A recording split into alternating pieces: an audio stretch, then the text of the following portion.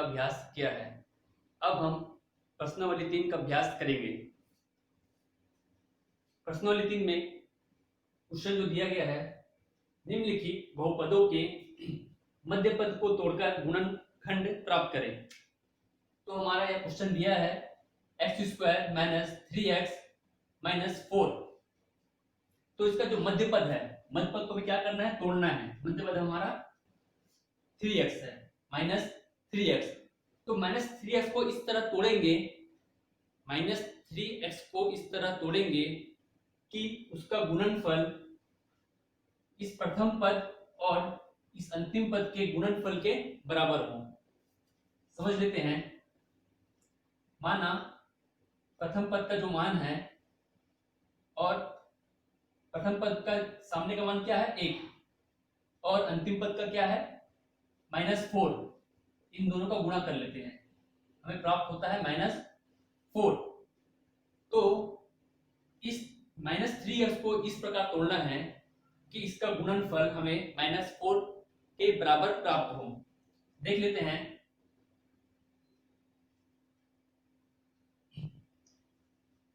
x² इस -3x को हम -3 जो है, इसे हम -4 + 1 लिख सकते हैं। -3 को हम क्या लिख सकते हैं, -4 + 1, इसका मान बराबर हुआ। तो और इसका जो गुणनफल अगर हम करेंगे, -4 और 1 का जो गुणा करेंगे तो क्या आएगा, -4 आएगा। तो इसे हम सही तरीके से इस प्रकार लिख सकते हैं। अंतिम में है आपका 4। फिर देखते हैं x² और यहां पास x का गुणा अंदर करेंगे तो -4x और +x -4। यहां पर आपका x कॉमन है, तो इस पद में हम x को कॉमन निकाल लेंगे। x, यहां पर से एक x और यहां पर इसका 4 आएगा। यहां पास x है और यहां पास x कॉमन निकालने पे क्या बचेगा, x -4। तो यही पद यहां पर भी उभयनिष्ठ हमें लिखना है। प्लस x -4 दिया है, x -4 लिख लेंगे। अब हमें बाहर कितना का गुणा करना पड़ेगा, बाहर गुणा करना पड़ेगा हमें 1 का, ताकि इसके मान में कोई परिवर्तन ना हो। अब देख लेते हैं, यहां पर से x -4 कॉमन है, यहां पर भी x -4 कॉमन है। तो हम इस x -4 को हम उभयनिष्ठ ले लेंगे। x -4 आपका क्या बचेगा, इस दोनों पद को जब मैं बाहर निकाल देता हूं तो आपको बचता है x + 1। ये हुआ आपका आंसर। बहुपद के मध्य पद को तोड़कर गुणनखंड हमें प्राप्त करना था। ये बहुपद दिया था, इसका यह मध्य पद है। इस मध्य पद को हमने तोड़ा। इस मध्य पद को हमने इस प्रकार तोड़ा कि इसका जो गुणन करने पर जो प्राप्त होना चाहिए वह प्रथम पद और अंतिम पद की संख्या को गुणा करने पर प्राप्त होना चाहिए। तो यहां पर -3 को मैंने -4 + 1 लिखा। तो इस -4 + 1 इसके इक्वल होगा। अब इस -4 + 1 को मैं गुणा करके देखता हूं, -4 × 1 हमें क्या प्राप्त हुआ, -4, जो इसके प्रथम पद और अंतिम पद के गुणनफल के बराबर है। अगला प्रश्न देखते हैं, क्वेश्चन नंबर 4। क्वेश्चन नंबर 4 में बोला है x² माइनस 8x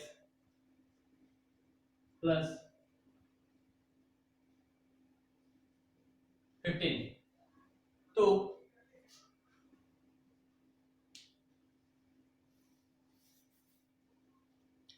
अगला क्वेश्चन देखते हैं, क्वेश्चन नंबर 4। क्वेश्चन नंबर 4 बोला है x² माइनस 8x प्लस 15। तो इस बहुपद में इसका मध्य पद है हमारा 8x हमें 8s को इस प्रकार तोड़ना है कि यह पहला पद और अंतिम पद का गुणनफल से गुणा देख लेते हैं। इसका मान है 1, सामने में 1 का गुणा है और इसका मान हुआ 15, हमें प्राप्त हुआ 15। तो -8 को इस प्रकार तोड़ना है कि हमें उसका गुणा करने पर 15 प्राप्त हो, जैसे कि -5 और -3। -8 को हम क्या लिख सकते हैं, -5 और -3 लिख सकते हैं। तो अब इसे गुणा जब हम करेंगे तो हमें क्या प्राप्त होगा, 5 या 15। तो ये हमारा -5 और -3 में हम इसे तोड़ सकते हैं। इस -8 को हम -4 और -4 भी लिख सकते हैं, लेकिन यहाँ पर जब गुणा करेंगे -4 और -4 का जब हम गुणा करेंगे तब हमें क्या मिलेगा, 4 चौक 16 और यहाँ पर क्या है 15। इस कारण यह इसे हम नहीं लेंगे। और भी अन्य पद है, जैसे -8 को हम -6 और -2 भी लिखेंगे तो 6 दूनी क्या होता है 12। -8 को हम -6 और -2 लिख सकते हैं और जब इसे गुणा करेंगे तो हमें कितना प्राप्त होगा 12, जो कि यहाँ पर हमें क्या चाहिए 15 चाहिए। तो हम क्या लेंगे, -5 और -3 लेंगे। तो इसे देख लेते हैं, x² -5 -3x + 15। अब x² x का गुणा अंदर करेंगे तो -5x -3x + 15। फिर यहाँ पर से x² है, यहाँ पास x है, दोनों में से एक x निकलेगा तो x को जो कॉमन लेंगे तो क्या बचेगा, यहाँ x बचेगा और यहाँ बचेगा -5। वैसे ही माइनस चिन्ह यहाँ लिख लेते हैं। यहाँ पर 3 और 15 है, यहाँ से क्या कॉमन निकल सकता है, 15 को हम 5 × 3 लिख सकते हैं। तो यहाँ पर 3 कॉमन निकाल लेंगे, 3 और ये पद सहित का सेम ऐसे लिखेंगे -5 और 3। आपको समझ में आया। -3x + 15 से हम 3 कॉमन निकाल लेंगे तो क्या बचेगा हमारा, -3 कॉमन निकाले तो x - 5। इसी प्रकार का सेम पद हमें यहाँ पर लिखना है। फिर x - 5 और x - 5 को हमने उभयनिष्ठ ले लिया। अब क्या बचा हमारा, x - 3। ये हुआ हमारा आंसर। ठीक है, तो हमें क्या करना है, मात्र मध्य पद को इस प्रकार तोड़ना है कि उसका गुणनफल प्रथम पद और अंतिम पद के गुणनफल के बराबर हो।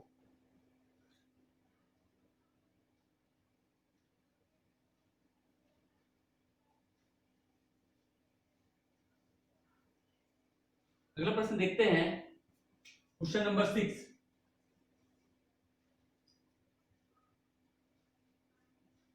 -y² + 35y + 156। सामने माइनस दिया है तो घबराना नहीं है, माइनस को हम अलग से बाहर निकाल लेते हैं। माइनस अगर बाहर निकालेंगे तो क्या लिख सकते हैं हम इसे, y² - 35y - 156, ये हम लिख सकते हैं। तो देखिए -35 को इस प्रकार तोड़ना है कि इसका जो गुणनफल है प्रथम पद और अंतिम पद के गुणनफल के बराबर होना चाहिए। प्रथम पद क्या दिया है हमारा,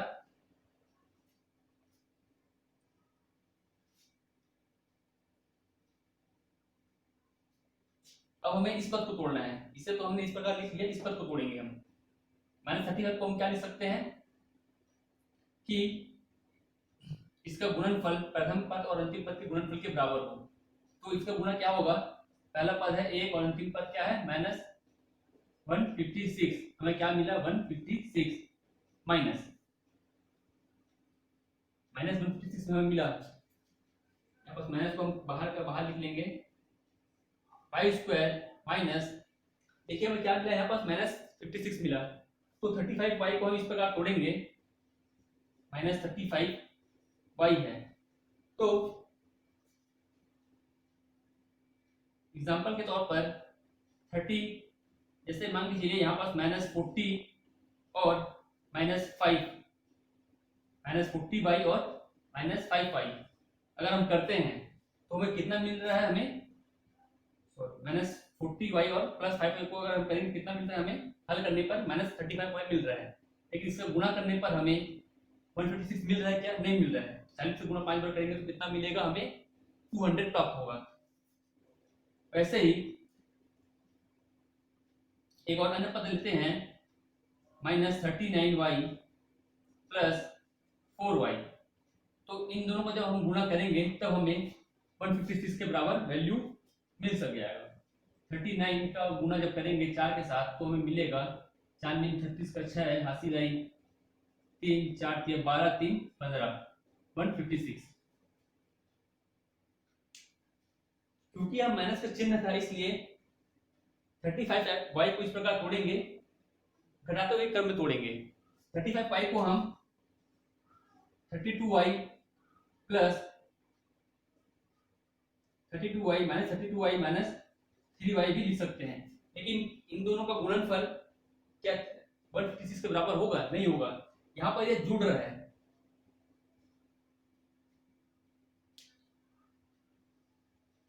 तो हम इसे क्या लिख सकते हैं? -39y + 4y।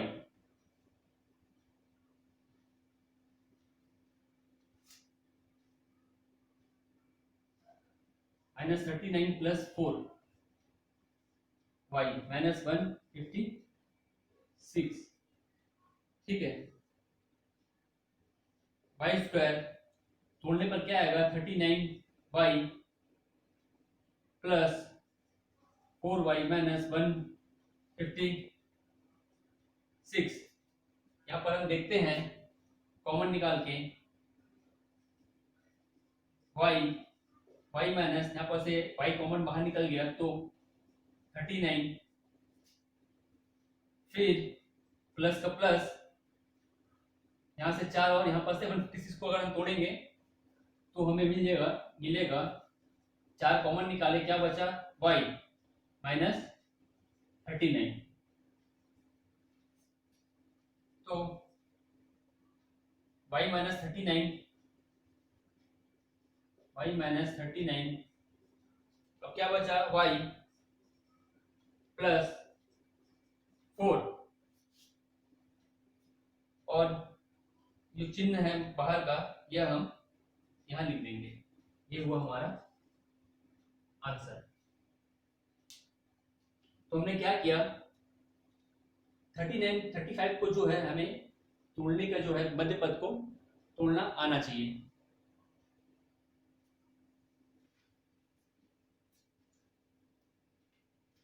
अगला प्रश्न हम देखते हैं, क्वेश्चन नंबर 11। क्वेश्चन नंबर 11 में बोला है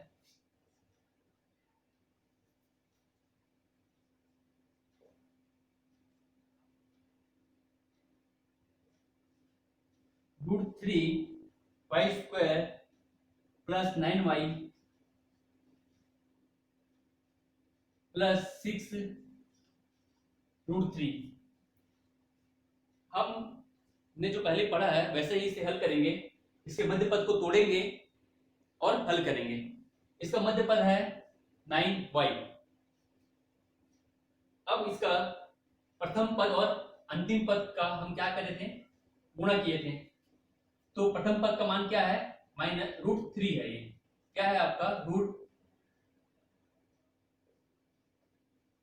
√3 है। और अंतिम पद का मान क्या है? 6√3। हम जानते हैं √3 × √3 = क्या होता है आपका? 3 होता है। 2 बार गुणा हुआ रूट का तो रूट हट गया। तो इसका मान हुआ हमारा √3 और √3 गुणा होकर हुआ 3, और 3 का गुणा जब 6 बार होगा तो 3 छक्के 18। तो हमें 9 को इस प्रकार तोड़ना है कि हमें गुणा करने पर क्या प्राप्त हो, 18 प्राप्त हो। तो 9 को हम लिख सकते हैं 6 प्लस 3। 9 को हम तो ये भी लिख सकते हैं, 9 को हम 5 प्लस 4 भी लिख सकते हैं, 9 को हम 6 प्लस, ये तो हो गया है, 7 प्लस 2 भी हम लिख सकते हैं। लेकिन देखिए 5 और 4 के अगर टर्म में अगर हम तोड़ेंगे, ठीक है, तो हमें क्या प्राप्त होगा, दोनों का गुणा करने पर 5 चौक 20, जो 18 के बराबर है क्या, नहीं है। 7 और 2 भी 9 के बराबर होता है, लेकिन 7 और 2 को जब हम गुणा करेंगे तो हमें कितना प्राप्त होगा, 14 प्राप्त होगा। 7 और 2 को जब हम गुणा करेंगे तो कितना प्राप्त होगा हमें, 14, जो कि है क्या, नहीं है। लेकिन जब हम इसे 6 और 3 के रूप में जब तोड़ेंगे तब हमें प्राप्त होगा गुणा करने पर 6 या 18। तो हम 9 को किस प्रकार तोड़ेंगे, 6 और 3 के रूप में तोड़ेंगे। लिख देते हैं √3y² प्लस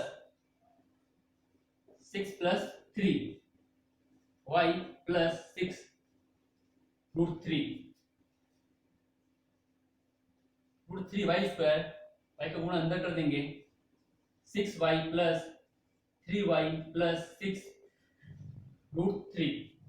ठीक है, 6y और 3y आपका 9y। समीकरण में कोई परिवर्तन नहीं हुआ। इस जो यहाँ पर जो 3y दिया है इसे हम आगे पीछे भी लिख सकते हैं, 3y प्लस 6y लिख लेते हैं। तो √3y² प्लस 3 को हम क्या पर लिख सकते हैं, √3 इंटू √3 के रूप में हम तोड़ सकते हैं y प्लस 6y प्लस 6 √3। अब यहाँ पर देखिए, यहाँ पर √3 है, यहाँ पर भी √3 है। अब हम उभयनिष्ठ निकाल सकते हैं, √3 और क्या कॉमन है आपका, y कॉमन। तो y इन दोनों में हम कंपेयर करेंगे। ठीक है, क्या कॉमन था, यहाँ पर √3 था तो हमने √3 निकाल दिया, y निकाल लिया, क्या बचा यहाँ पर आपका y प्लस हमने क्या किया, एक √3 और y को हमने बाहर निकाल दिया, तो एक क्या बचा हमारा, ये बचा। ठीक है, उसी प्रकार जब हम इन दोनों को कॉमन कंपेयर करते हैं, दोनों में क्या कॉमन है, 6 कॉमन है, और कुछ कॉमन है बचा क्या, नहीं। इससे 6 को यहां से 6 निकाल लिया, क्या बचा हमारा y प्लस √3। अब क्या बचा, अब ये जो है y प्लस √3 है, इसे हम लिख लेते हैं y प्लस √3।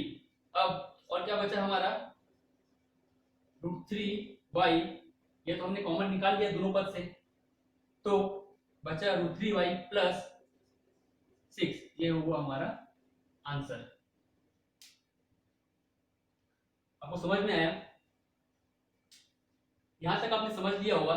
√3 और 6 को तोड़ने पर 18 आया, गुणा करने पर तो 9 को इस प्रकार तोड़े कि हमें क्या प्राप्त करना है, 6 आना चाहिए। तो 9 को हमने 6 प्लस 3 के रूप में लिख लिया। फिर हमने लिखा 3y प्लस 6y, अंदर गुणा करने पर इस 3 को हम √3 इंटू √3 लिख सकते हैं। तो हमने 3 को √3 और √3 के टर्म में तोड़ा, क्योंकि हम उभयनिष्ठ निकाल सकें।